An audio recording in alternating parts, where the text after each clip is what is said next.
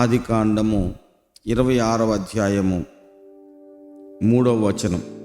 ఈ దేశమందు పరవాసివయుండుము, నేను నీకు తోడయుండి నిన్ను ఆశీర్వదించెదను. ఆమేన్. దేవుడు చెబుతున్న మాట ఏమిటంటే, నేను నీకు తోడయుండి నిన్ను ఆశీర్వదించెదను.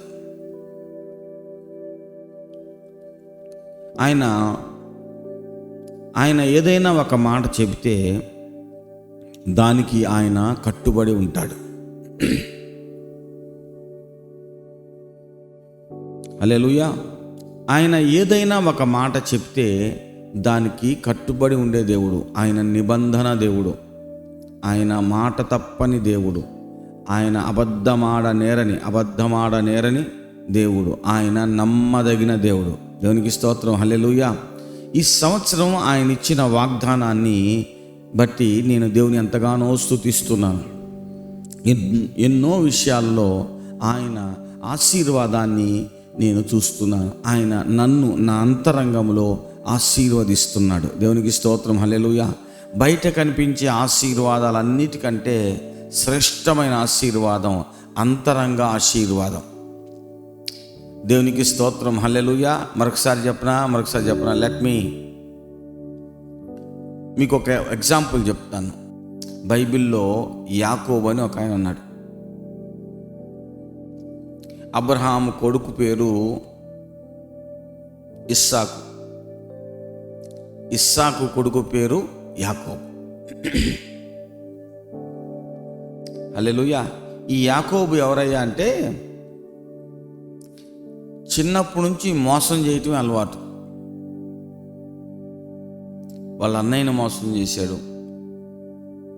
వాళ్ళ నాన్నని మోసం చేశాడు, వాళ్ళ అమ్మని మోసం చేశాడు, వాళ్ళ మామయ్యని మోసం చేశాడు. పొందుకుంటున్నాడు దీవెనలు, ఈ లోక సంబంధమైన ఐశ్వర్యాన్ని పొందుకుంటున్నాడు.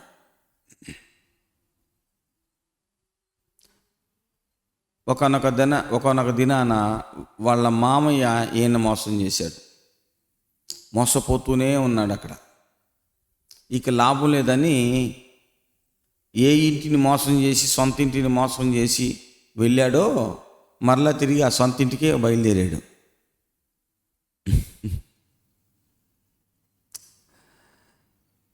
వాళ్ళ మామయ్య మోసాన్ని తట్టుకోలేక వస్తున్నాడు. అప్పుడు వాళ్ళ అన్నయ్య అంతకుముందు మోసం చేసి వెళ్ళాడు. వాళ్ళ అన్నయ్యని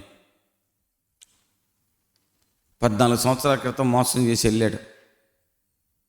కొన్ని సంవత్సరాల క్రితం మోసం చేశాడు. ఎన్నో సంవత్సరాల క్రితం మోసం చేసి వెళ్ళాడు. మళ్ళీ తిరిగి వస్తున్నప్పుడు వాళ్ళ అన్నయ్య ఈ తమ్ముడిని ఎదుర్కోవటానికి వస్తున్నాడు. ఈ యాకోబుకి భయం కలుగుతుంది. మోసం చేసినాడు కదా, ఆయన పాపం తిరిగి ఆయన మీదకి వస్తుందని భయం వేస్తుంది. అప్పుడు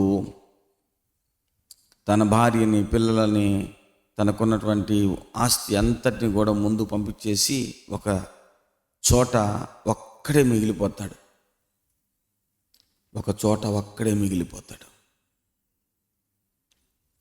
ఆ రాత్రి దేవుని యొక్క దూత ఆయనకి ఎదురుపడతాడు. దేవుని యొక్క దూతతో ఈయన యుద్ధం చేస్తూ ఉంటాడు. రాత్రంతా పెనుగులాడతాడు. తెల్లవారుతుంది, ఇక నేను వెళ్ళాలి అని దేవుని యొక్క దూత అంటాడు యాకోబు తోటి, నన్ను వెళ్ళని, తెల్లవారుతుంది, నేను వెళ్ళిపోవాలా, వెళ్ళని. అప్పుడు అంటాడు యాకోబు, నేను నిన్ను వెళ్ళనియను, నీవు నన్ను ఆశీర్వదిస్తే కానీ నేను నిన్ను వెళ్ళనివ్వను.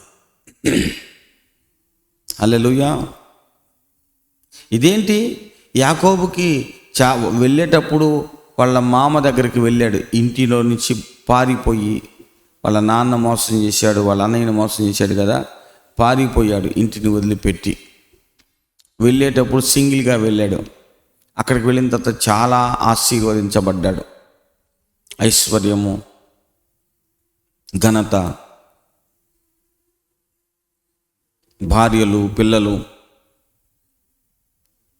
ఆశీర్వదించబడ్డాడు. ఇంకేం కావాలి? అన్నీ ఉన్నాయి కదా, ఆశీర్వదించబడ్డాడు కదా. ఆ సమయంలో యాకోబు చేస్తున్న ప్రార్థన చాలా ప్రశస్తమైనది. అయ్యా, నీవు నన్ను ఆశీర్వదిస్తే గాని నిన్ను విడిచిపెట్టను. యాకోబు పెనుగులాడుతున్నాడు, యాకోబు పోరాడుతున్నాడు, రాత్రంతా పోరాడుతున్నాడు. దేనికోసమో ఆ రోజుల్లో ఒక ఆస్తిపరునికి ఆశీర్వదించబడ్డాను అనేటటువంటి వాళ్ళకి కావలసినవన్నీ అతనికి ఉన్నాయి. ఇంకా దేనికోసం పోరాడుతున్నాడు? ఈయన పోరాడుతున్నాడు, యుద్ధం చేస్తున్నాడు, బ్రతిమలాడుతున్నాడు, కాళ్ళు పట్టుకొని ఏడుస్తున్నాడు. అయ్యా, నన్ను ఆశీర్వదించు. అయ్యా, నీవు నన్ను ఆశీర్వదించయ్యా. అప్పుడు ఆ దేవుని దూత అంటున్నాడు, నీవు దేవునితో, మనుషులతో పోరాడి గెలిచావు. ఇక నుండి నీ పేరు యాకోబు కాదు, ఇక నుండి నీ పేరు ఇశ్రాయేలు. గట్టిగా చప్పట్లు కొట్టి దేవునికి స్తోత్రం చేద్దాం. హల్లెలూయా. ప్రార్థన ఇతని లోపల మార్పును తీసుకుని వచ్చింది. నీ ప్రార్థన నీ లోపల మార్పుని తీసుకుని రానంత వరకు నిజమైన ఆశీర్వాదాన్ని నువ్వు పొందనట్లే. What is the real blessing?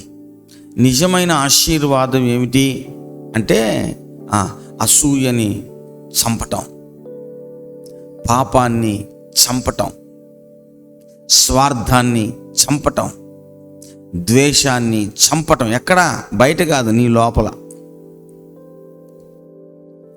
యేసు ప్రభు ఆశించిన మనస్తత్వము నీలో రావటం, అదే నిజమైన ఆశీర్వాదము. గట్టిగా చప్పట్లు కొట్టి దేవునికి స్తోత్రం చేద్దాం. హల్లెలూయా. ఒకప్పుడు మోసగాడు ఇప్పుడు ఏమయ్యాడంటే అన్నయ్యలకు మేలుకరమైన వ్యక్తిగా. ఒకప్పుడు దోచుకునేవాడు ఇప్పుడు తన కుటుంబానికి ఇచ్చేవానిగా. ఒకప్పుడు మోసం చేసేవాడు ఇప్పుడు యథార్థముగా మాట్లాడేవానిగా మారిపోయాడు. అతని లోపల మార్పు వచ్చింది. ఆ మార్పునే యాకోబు అంటున్నాడు ఆశీర్వాదము. Praise the lord. Hallelujah. Great man of God, గొప్ప దైవ సేవకుడు ఎవరో? యాకోబు. ఆయన తన అనుభవములో తెలుసుకున్నాడు. ఏం తెలుసుకున్నాడు అంటే అంతరంగములో దేవుడు కోరుకుంటున్న మార్పు మాత్రమే ఆశీర్వాదమని. మిగిలిన ఆశీర్వాదాలన్నీ ఇక్కడే ఉంటాయి. అవి కొంతకాలం ఉంటాయి, కొంతకాలం వెళ్ళిపోతాయి.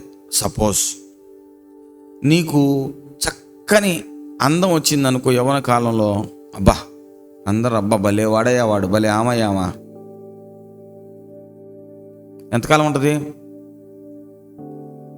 నీకు మంచి జాబ్ వచ్చిందనుకో, ఎంతకాలం ఉంటుంది? నీవు మంచి ఒక మంచి గుర్తింపు పొందాం, ఎంతకాలం ఉంటుంది? ప్రియులరా, మీరు జాగ్రత్తగా ఆలోచిస్తే మనము పొందుకున్నవి ఏవైనా కొంతకాలం తర్వాత అవి వెళ్ళిపోతాయి, లేదంటే మనమైన వాటిని విడిచిపెట్టి వెళ్ళిపోతాం. కానీ మనల్ని విడువనిది, మనతో వచ్చేది, శాశ్వత కాలం, యుగయుగాలు, తరతరాలు మనతో ఉండేదే నిజమైన ఆశీర్వాదం. హల్లెలూయా. ప్రేమ శాశ్వత కాలముండును. ఆమేన్. ద్వేషం శాశ్వత కాలం ఉండదు, కానీ ప్రేమ శాశ్వత కాలం ఉంటుంది. అనుమానం శాశ్వత కాలం ఉండదు, కానీ విశ్వాసం శాశ్వత కాలం ఉంటుంది. దేవునికి స్తోత్రం. హల్లెలూయా. ఎదురుచూపు, నిరీక్షణ శాశ్వత కాలం ఉంటుంది. Praise the lord. హల్లెలూయా. ఇదిగోండి, అంతరంగంలో నీ అంతరంగంలో కలిగే ప్రేమ, తరగని ప్రేమ నీలో కలుగుతుంటే అది ఆశీర్వాదం. ఆమేన్. నీలో ఎన్ని సవాలు అంటే నీకు ఎన్ని సవాలులు ఎదురుగా వస్తున్నా నీలో దేవుడు నాతో ఉన్నాడు, నేను ఆయన బిడ్డను, నేను నడవగలను, నేను సాగగలను, నేను గెలవగలను అని అనుకుంటూ జయిస్తూ సాగుతూ నడుస్తూ ఉంటే అది ఆశీర్వాదం. దేవునికి స్తోత్రం, హల్లెలూయా. అదిగో అలాగ జయించినటువంటి వారిని గురించి దేవుని యొక్క వాక్యములో, హెబ్రీయులకు రాసిన పత్రికలో దేవుడు అంటాడు, అదిగో ఆ విశ్వాసమును బట్టి వాళ్ళు సాక్ష్యము పొందారు, పెద్దలు సాక్ష్యము పొందారు అంటాడు. ఇప్పుడు మనము బైబిల్లో చదువుకుంటున్నామే విశ్వాస యోధులని, అబ్రహాం అని, ఇస్సాక్ అని, యాకోబ్ అని, దావీద్ అని, ఏమని ఇలాగ పెద్ద పెద్ద భక్తుల గురించి చదువుతున్నాం కదా. దానియేలు, షడ్రకు, మేషకు, అబేద్నెగో, ఇలా చాలామంది గురించి మనం తెలుసుకుంటూ ఉంటాం. వాళ్ళందరూ విశ్వాస యోధులు, అంటే వాళ్ళు గెలిచిన వాళ్ళు అన్నమాట. వాళ్ళు చనిపోయిన తర్వాత కూడా వాళ్ళ విశ్వాసం నిలిచే ఉంది. అది నిజమైన ఆస్తి, అది నిజమైన ఐశ్వర్యం, అది నిజమైన ఆశీర్వాదం. దేవుని నామానికి మహిమ కలుగునుగాక, హల్లెలూయా. ఈ సంవత్సరం నేను ఆ ఆశీర్వాదాన్ని పొందుకుంటున్నా. ఈ లోకపరంగా చాలా ఆశీర్వాదాలు వచ్చి ఉండొచ్చు, but I'm not bothering about them. దేవుడు పెద్ద మందిరాన్ని ఇచ్చాడు, ఓకే, మంచిది. ఎందుకంటే పెద్ద మందిరాన్ని నేను ఖచ్చితంగా నిర్మిస్తా. లేదంటే ఇదిగో ఈ యొక్క సంఘాన్ని విడిచిపెట్టి ఇంకొక సంఘానికి వెళ్ళమని దేవుడు చెబితే వెళ్ళిపోతా. చిన్న సంఘం పలానా చోట ఉంది, కారంపూడిలో ఉంది, నువ్వు అక్కడికి వెళ్ళి సేవ చేయన్నాడు అనుకోండి, ఈ పెద్ద సంఘాన్ని వదిలిపెట్టి అక్కడికి వెళ్ళిపోతా. కాబట్టి ఏది ముఖ్యమైనది, ఏది శాశ్వతమైనది, అదే నిజమైన ఆశీర్వాదం. నా ప్రియమైనటువంటి దేవుని బిడ్డలారా, నేను చెప్పే మాట జాగ్రత్తగా వినండి. ఇప్పుడు మనము టీవీలు కొన్నాము, దేవుని స్తోత్రం, హల్లెలూయా, దేవుడు ఆశీర్వదించాడు. ఇదిగో మన చర్చిలో చాలామందికి ఫైనాన్షియల్ బ్లెస్సింగ్స్ వస్తాయి, ఆశీర్వాదం. ఆగా దేవుడు ఆశిస్తున్నటువంటిది ఏంటో తెలుసా? నీ లోపల ఆశీర్వాదం.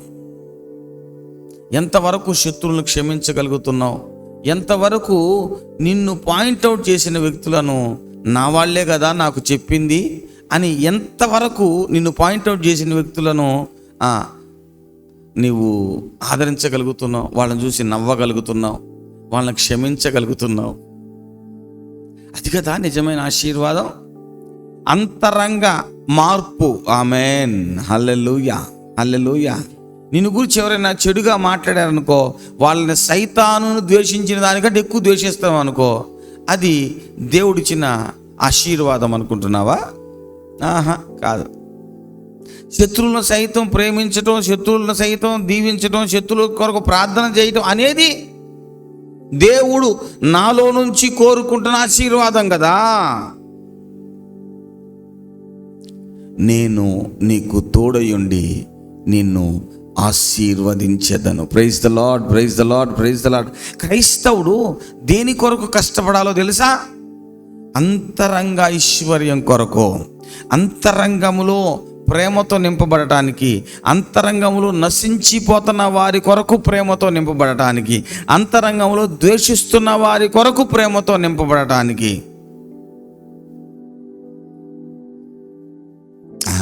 అది ఆశీర్వాదం. నేను నీకు తోడయుండి నిన్ను ఆశీర్వదించెదను. ఒక్క మాట చాలు దేవునికి నీ అప్పులు తొలగిపోవటానికి. ఒక్క మాట చాలు ఆయనకి నీ కడుపు నింపటానికి. ఒక్క మాట, నీకు సమృద్ధి కలుగును గాక అంటే అయిపోయినట్టే. నీ రాబడి అత్యధిక మగును గాక అంటే అయిపోయినట్టే. నీకు జాబ్ కలుగును గాక అంటే వచ్చేసినట్టే. దేవుని నామానికి స్తోత్రం, హల్లెలూయా. క్రైస్తవుడు దేని కొరకు ప్రయాసపడాలి అంటే యేసయ్య లాంటి మనస్సు కొరకు ప్రయాసపడాలి. దావీదు దానికోసం అడుగుతున్నాడు దేవుని, అయ్యా నేను చాలా కాలం నుంచి ప్రయాసపడుతున్నా, నాలో మార్పు రాలా, అంతరంగపు మార్పే నిజమైన మార్పు అని నాకు అర్థమైంది అయ్యా, నాకు అర్థమైంది. మోసం చేసి సంపాదించుకోవడానికి ప్రయత్నం చేశా, ఈ లోకంలో చాలా వాటిని పొందుకోవడానికి ప్రయత్నం చేశా, నా ప్రాణం పోయిందనుకో ఇవన్నీ నేను విడిచిపెట్టి వెళ్ళిపోతా. సో ఇవి నాతో ఉండే ఐశ్వర్యాలు కావు.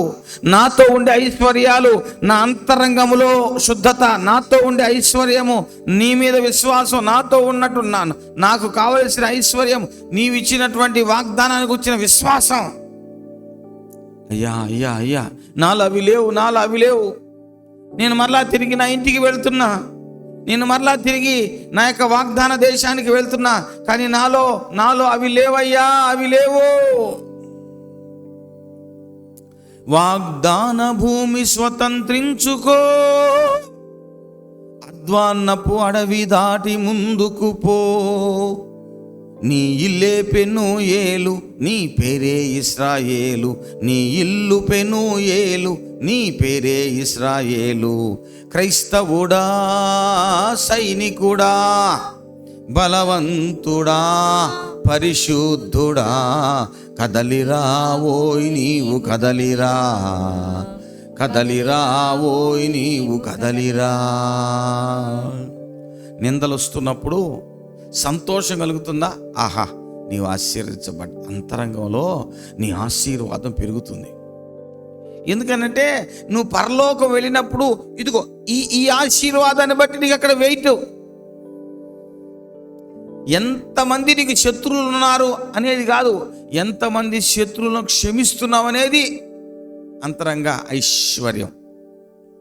అక్కడ దాకెందుకు, నీ పిల్లలకు ఉద్యోగాలు వచ్చినాయి, ఎవరో చర్చిలో ఉన్నటువంటి వాళ్ళకి ఇంకా పెద్ద ఉద్యోగం వచ్చింది అనుకో, నీకు ఎట్లా ఉండదు?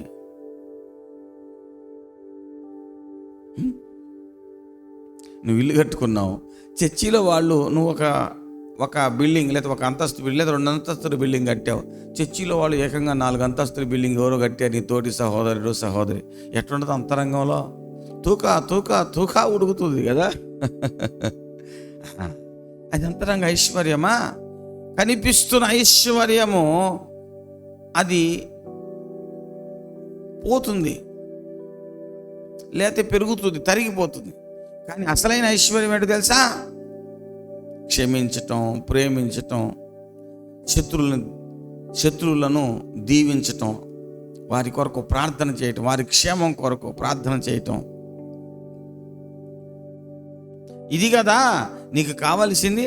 నువ్వు ఒకవేళ లీడర్ అనుకో, పక్క లీడర్కి ఏ విషయం చెప్పకుండా తొక్కేయటం, ఇవి ఐశ్వర్యం అనుకుంటున్నారా? మినిస్ట్రీలో ఇది నిన్ను ఆశీర్వదించినట్లు అనుకుంటున్నావా? లేదు. దేవుడు నీకు ఇచ్చిన పొజిషన్ బట్టి నువ్వు అహం కలిగి ఉండి ఏ విషయాన్ని కూడా ఎవరితో పంచుకోకుండా తొక్కేసే మనస్తత్వం కలిగినటువంటి వాడివి దాని అనుకో, అది నీవు మినిస్ట్రీలో కనిపించడానికి ఒక మంచి పొజిషన్ ఉన్నావేమో, కానీ అది ఆశీర్వాదం కాదు. It's not blessing. What is blessing? వాక్యానుసారమైన, ఆత్మానుసారమైన జీవితమే నిజమైన ఆశీర్వాదము. గట్టిగా చప్పట్లు కొట్టి దేవునికి స్తోత్రం చేద్దాం. హల్లెలూయా, హల్లెలూయా. అది ఆశీర్వాదం. Sharing is blessing, not sucking. కనుక ప్రియమైన దేవుని బిడ్డలారా, యాకోబు ఆశీర్వదించబడ్డాడు. దేవుడే కన్ఫర్మ్ చేస్తున్నాడు. ఏమనంటే, నువ్వు అడిగావుగా ఆశీర్వాదాన్ని ఇచ్చేసేపో. ఏ ఆశీర్వాదాన్ని 1 రోజు 2 రోజులు ప్రార్థన చేస్తే వచ్చిన ఆశీర్వాదం కాదు. ఆయన అక్కడికి వెళ్ళినప్పటి నుంచి ఆశపడుతున్నాడు. ప్రభువా, పశు సంపదను ఇచ్చావు నాయన. అప్పట్లో పశు సంపదే సంపద. అప్పట్లో ఎంతమంది పని వాళ్ళు ఉంటే అదే సంపద, ఎంతమంది పిల్లలుంటే అదే సంపద. అప్పట్లో అది సంపద. దేవా, ఇంత సంపద ఇచ్చావు, కానీ నాకు అర్థమవుతుంది ఇది సంపద కాదని.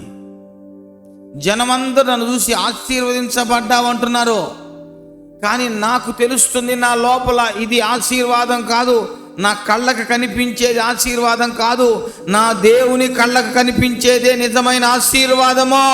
అదే నాతో ఉంటుంది. ఆ ఆశీర్వాదం కొరకే నేను ప్రయాసపడతా ప్రార్థన చేస్తాను, ఉపవసిస్తాను. నా దేవుడు ఈ సంవత్సరం సంఘానికి, నాకు సంఘానికి ఇచ్చిన ఆశీర్వాదం, సంఘానికి ఇచ్చిన వాగ్దానం ఏంటంటే, నేను నీకు తోడయుండి నిన్ను ఆశీర్వదించదు. ఈరోజు ఎంతగా నీ లోపల ప్రేమ ఉంది, ఎంతగా నీ లోపల క్షమాపణ ఉంది, ఎంతగా నీ లోపల పరిశుద్ధత ఉంది, ఎంతగా నీ లోపల విశ్వాసం ఉంది, ఎంతగా నీ లోపల ఎదురుచూపు ఉంది. పిల్లరా, 3 ఫేజ్ కరెంట్ కోసం దాదాపు 2 సంవత్సరాల నుంచి ప్రార్థన చేస్తూ ఎదురు చూస్తున్నాం. అది ఎంత పని, బట్ ఐఎమ్ వెయిటింగ్.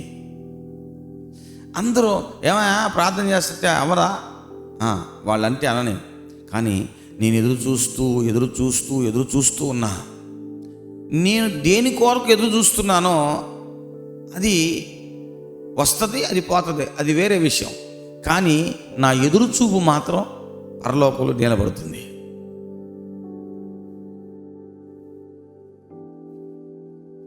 ఆమేన్. 2వ స్లాబ్ కొరకు ఎంత ఎదురు చూస్తున్నానో, ఎంత ప్రార్థన చేసుకుంటున్నానో. ఎందుకు విసుకక నిత్యము ప్రార్థన చేయటం అనేది నాకు అలవాటు అవుతుంది. 2వ స్లాబ్ కాదు, 3వ స్లాబ్ కదా, ఈ 11వ స్లాబ్, 18వ స్లాబ్ తర్వాత. కానీ I'm not bothering about that thing. నేను దేని కొరకు అంటే, నేను దీర్ఘకాలికంగా ఎదురు చూస్తూ ప్రార్థన చేస్తున్నా. ఏమవుతుంది, నా లోపల దేవుడు ఇస్తానని చెప్పిన దాని కొరకైనా ఎదురు చూపు పెరుగుతుంది. దానిని నిరీక్షణ అంటుంది బైబిల్. గట్టిగా చప్పట్లు కొట్టి దేవుని స్తోత్రం, హల్లెలూయా. అరే ఒక టీవీ, అది ఎంత, దాని బండాలం ఎంతది, దానికోసం 4 రోజులు ప్రార్థన చేయాలా? చేశా. ఒక 3 రోజులు దానికోసం ప్రభు ఏ టీవీ కొనాలి ప్రభు అని ప్రార్థన చేసుకుంటా ఉంటే, అప్పుడు ఆయన ఒక చెప్పాడు, ఇది ఈ టీవీ అని. ఆ టీవీ తీసుకో. ఇప్పుడు ఆయన ఏం చెప్పాడు, ఏం కొన్నాం, దట్ ఈస్ నాట్ ఇంపార్టెంట్. నా మాట వినండి. పెద్ద ఎల్సీడీ లేవా చర్చెస్లో? ఇది పెద్ద విషయమా? అది పెద్ద విషయం కాదు. కానీ దాని కొరకు నేను ప్రార్థన చేశానే, ఎదురు చూశానే, నమ్మానే. ఇక్కడ ఏమీ లేని స్థితిలో ఇక్కడ ఒకటి ఉంటుంది అని నమ్మానే. ఆమె వెనకున్నటువంటి వాళ్ళకి నేను కనిపించట్లేదని భారంతో ప్రార్థన చేస్తున్నప్పుడు, అదిగో దేవుడు ఇచ్చాడే, వెనకున్నటువంటి వాళ్ళకి కనిపిస్తూ వాక్యం చెప్పగలుగుతున్నానే, వాళ్ళ మనసులలోనికి వాక్యం రీచ్ అవుతుందే. ఓకే, రైట్, ఇది నెరవేరుతుంది. దేవుని స్తోత్రం, హల్లెలూయా. ఇదంతా కరెక్టే. కానీ దీని వెనకాల నా యొక్క ప్రార్థన, నా యొక్క విశ్వాసం, ఇది నిలబడుతుంది. ఇది నిజమైన ఆశీర్వాదం. దిస్ మ్యాన్ ఆఫ్ గాడ్, ఈ దైవ సేవకుడు ఎప్పుడు కూడా వస్తువులకు బానిసగా ఉండటానికి అంగీకరించడం, ఈ లోకపరమైన దీవెనలకు ఇతడు బానిసగా ఉండటానికి ఇష్టపడడు. ఎందుకంటే దేవుడు ప్రారంభంలో గట్టిగా గద్దించి నేర్పించాడు. దాని నుంచి బయటికి రాలేడు.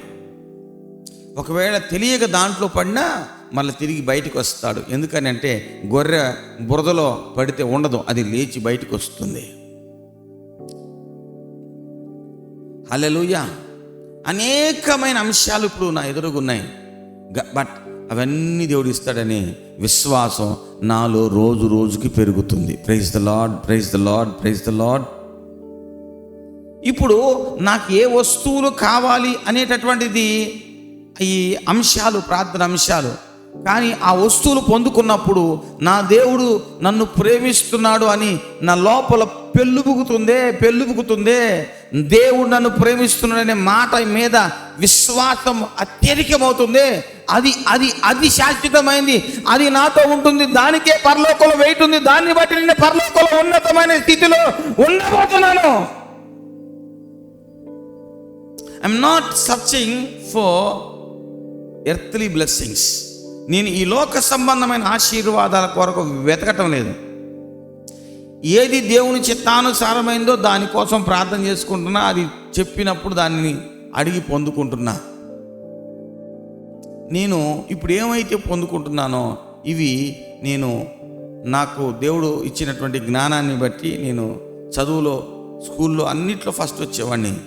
నేను చక్కగా మా నాన్న చెప్పినట్టు నేను ఫారిన్ వెళ్ళి నాయన విస్తారంగా డబ్బులు సంపాదించి ఇంతకంటే ఇంకెక్కువ సంపాదించేవాడిని. బట్ దేవుడు దాన్ని అనుమతించిన జీవితంలో నా లైఫ్ని టర్న్ చేశాడు. తీవ్రమైన అనారోగ్యం గుండా నేను వెళ్ళాల్సి వచ్చింది, మరణం గుండా నేను వెళ్ళాల్సి వచ్చింది. అరే జీవితం చచ్చిపోతే రేపు తెల్లారితే ఒక రోజు అయిపోద్ది, ఏముందరా అనే స్టేజ్కి వెళ్ళిపోయా. సో నాకు అర్థమవుతుంది ఈ లోకంలో ఇది శాశ్వతం కాదు. అంతరంగ మార్పే. నేను ప్రతిరోజు సిలువ వేయబడుతూనే ఉన్నా. ప్రతిరోజు ఏదో రకంగా వేదన గుండా, శోధన గుండా, బాధ గుండా వెళుతూనే ఉంటా. కానీ వాటన్నిటిలో దాటుకుంటూ వెళ్తున్నా. కారణం ఏంటంటే నా దేవుడు నాకు చెప్పాడు, ఒరే నేను నీకు తోడుగా ఉన్నా, నిన్ను ఆశీర్వదిస్తా. మరి ఇదే ఆత్మలో పాలివాడవైన నీ పరిస్థితి ఏంటి? హలో, నేను చెబుతున్న వాక్యాన్ని నువ్వు వింటున్నావంటే నా యొక్క ఆత్మీయ నడిపింపులో నీకు భాగం ఉంది. వాక్యోపదేశము పొందేవాడు, వాక్యోపదేశము పొందేటటువంటి వానిలో భాగం ఉంది. నా అభిషేకంలో భాగం ఉంది, నా ఆశీర్వాదంలో భాగం ఉంది. నేను ఎంతగా ప్రేమిస్తున్నానో అంతగా నువ్వు కూడా ప్రేమించగలవు. నా ఆత్మలో నీకు కూడా పాలుంది. ఎంతగా దేవుని నమ్ముతున్నానో అంతగా నువ్వు దేవుని నమ్మగలవు. ప్రేమ, విశ్వాసము, నిరీక్షణ. నువ్వు ఏ పని చేసినా వీటిల్లో నువ్వు ఎదుగుతూ ఉంటే అది నిజమైన ఆశీర్వాదం. ప్రేమ, విశ్వాసము, నిరీక్షణ, ఈ మూడు ఉంటే పరిశుద్ధత ఉన్నట్టే. ఈ మూడు చాలా ఇంపార్టెంట్. వీటిల్లో మనం ఎదుగుతుంటే మనము దేవుని చేత నిజముగా ఆశీర్వదించబడినట్లు. పాత నిబంధన గ్రంథంలో ఆశీర్వాదం అంటే వెలుపల ఆశీర్వాదం. క్రొత్త నిబంధనలో ఆశీర్వాదం అంటే అంతరంగ ఆశీర్వాదం. Praise the lord, hallelujah. Check your blessing, check your blessing, check your internal blessing. ఎంత ఇదిగా ప్రేమలో నిన్ను ద్వేషించేవాడు కనపడినా, అన్నా ప్రైజ్ ద లార్డ్ అన్నా, దేవుడు చూసి మురిసిపోదు. ఓరే రే సిలువలో నేను ఎలాగా ప్రేమని ఎగ్జిబిట్ చేశానో అదిగో అచ్చరా వీళ్ళు కనపడుతుందే. అరే సిలువలో నేను ఎంతగా ప్రేమను చూపించానో అదిగో అంత ఆ ప్రేమ యొక్క ఊట వీళ్ళు ప్రారంభమైందే. God delights. దేవుడు నిన్ను సంతోషపడతాడు. ఈరోజు పరిశుద్ధాత్మ నిన్ను అడుగుతున్న ప్రశ్న ఏంటంటే, నువ్వు ఆశీర్వదించబడ్డావా? నీ ఆస్తిని చూసి గర్వపడుతున్నావా? నీ బిడ్డలు చూసి గర్వపడుతున్నావా? నీ అందాన్ని చూసి గర్వపడుతున్నావా? నీ చదువును చూసి గర్వపడుతున్నావా? బిడ్డా, ఇవన్నీ బయట సంబంధమైన వాటి చూసి గర్వపడుతున్నావు. అసలు నీలో ఉన్న ఆశీర్వాదాన్ని కోల్పోతున్నావు. నీకు అర్థం కావట్లా. హోల్డ్ ఇట్, పట్టుకో దాన్ని. గర్వాన్ని అనుమతించొద్దు నీ జీవితంలో. వద్దు. మనుషులు వేరమ్మా. నువ్వు కొంచెం బాగుంటే అందరూ నిన్ను అప్రిషియేట్ చేస్తారు. కొంచెం బాగోపోతే నిన్ను చూసి నవ్వుతారు, ఉమ్మేస్తారు మనుషులమ్మా. వద్దు నాన్న. What is the real blessing?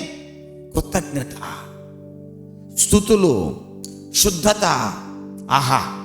దేవునిని ప్రేమించటం, మనుషులను ప్రేమించటం, శత్రువులను ప్రేమించటం, దట్ ఈస్ రియల్ బ్లెస్సింగ్. ఇవ్వటం రియల్ బ్లెస్సింగ్. పొందుకోవటం కాదు, ఇవ్వటం రియల్ బ్లెస్సింగ్. ఇవ్వటం రియల్ బ్లెస్సింగ్. ఇవ్వటం. నేను ఎంతమంది కొరకు ప్రార్థన చేస్తున్నానో, ఎంతమంది దేవుడు దీవిస్తున్నాడో, ఎంతమందికి ఆశీర్వాదాన్ని ఇస్తున్నానో, దట్ ఈజ్ రియల్ బ్లెస్సింగ్. పొందుకోవడం కంటే ఇవ్వటం రియల్ బ్లెస్సింగ్. ఎంతమంది కొరకు దేవుని దగ్గర నుంచి మాట తీసుకుంటానో, ఎంతమంది జీవితాల్లో ఆ మాట నెరవేర్చడానికి ప్రార్థన చేస్తూ ఉండగా వాళ్ళ జీవితాల్లో ఆ మాటలు నెరవేరుతున్నాయో, దట్ ఈజ్ రియల్ బ్లెస్సింగ్.